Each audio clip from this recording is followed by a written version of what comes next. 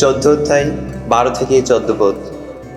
যার বাড়িতে যিশু সেদিন নিমন্ত্রিত ছিলেন, এবার তাকেই লক্ষ্য করে তিনি বললেন, দেখুন, দুপুরে বা রাতে যদি লোক খাওয়ানোর আয়োজন করেন, তাহলে আপনার বন্ধু বান্ধব, ভাই বোন, আত্মীয় স্বজন কিংবা আপনার ধনী প্রতিবেশীদের নিমন্ত্রণ করবেন না, কেননা তারা আপনাকে হয়তো পাল্টা নিমন্ত্রণ জানিয়ে দেবেন, আর আপনার প্রতিদান পেয়েই যাবেন আপনি।